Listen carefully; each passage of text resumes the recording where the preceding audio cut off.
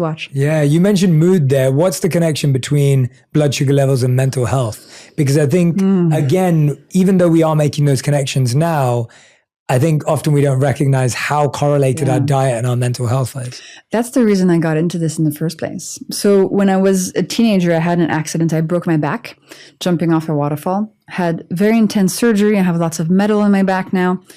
And physically, I was fine because you recover fast when you're that young.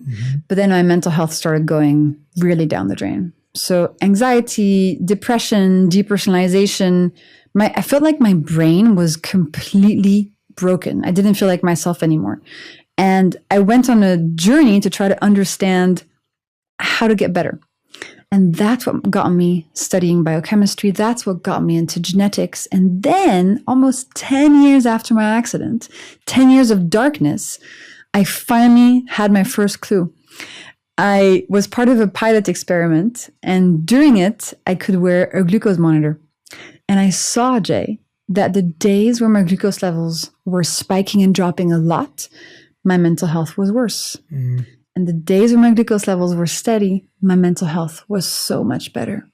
And this changed everything for me because I had been completely lost for the better part of a decade, trying to understand what the heck I could do to improve my mental health. And I was lost, let me tell you. And nobody said, oh, you should look at your lifestyle.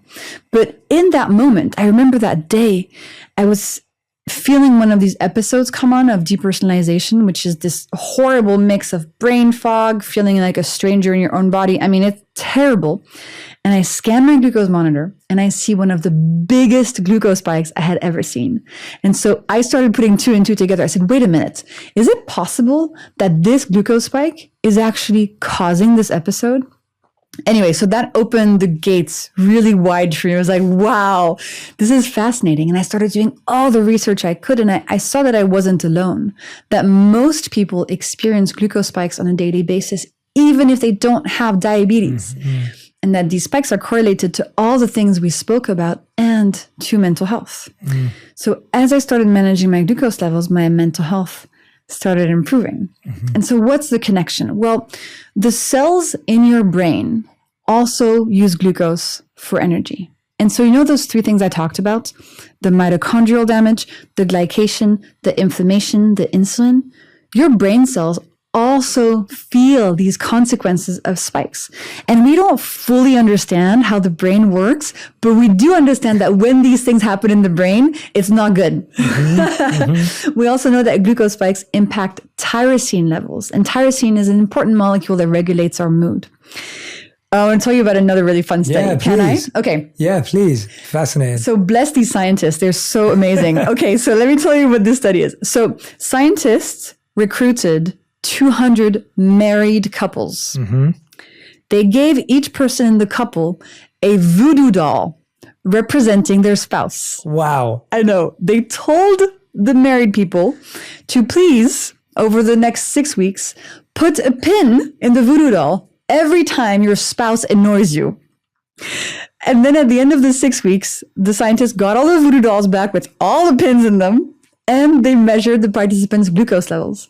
They found that the people who had the most irregular glucose levels had put the most pins in the voodoo doll representing their spouse. And that's where the tyrosine hypothesis started coming up. They saw that being on a glucose roller coaster can impact how irritable you are, how you see those around you, how nice you are, how triggered you are by your spouse.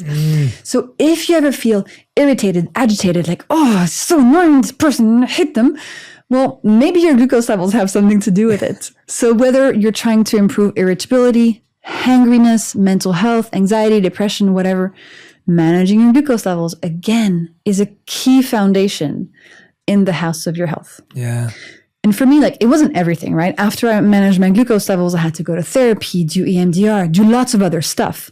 But it gave me a foundation that was so necessary as that first step. Yeah, well, I think what you're laying up there for us, and that's definitely what I've discovered in my own journey of mental health and well-being, is just that you're just making it harder for yourself when you're not using everything at your disposal. And I was definitely someone who had used mindfulness and meditation in order to master the mind, but I didn't realize how hard that was when your body was slowing you down. And actually, if your body was with you, the kind of revelations and breakthroughs you could have were limitless. Yeah. But when your body wasn't with you, or for some people, when their mind's not with their body, it slows you down and it makes everything so much harder. And I couldn't recommend that more to people. Like if you're someone who loves meditating and you love mindfulness, but you're not taking care of your body and you're not looking at your glucose levels or your sleep, take a look at it. It's only going to make you a better meditator. And if you're the other way around where you're like, Jay, this, the physical stuff for me is easy. I feel really fit and healthy. It's really important to add the other side as well, because you have no idea how good you can feel. It's all connected. And to give you another example, I've been recently really into weightlifting. So it feels really good. My body feels strong. And I've noticed also my mental resilience has improved as my physical resilience has improved. So I'm able to manage stress better. I feel stronger. And that's because you train your nervous system. Your body and your brain are all connected by your nervous system, right? And so when you improve your physical health, your nervous system improves and your mental health improves as well. It's all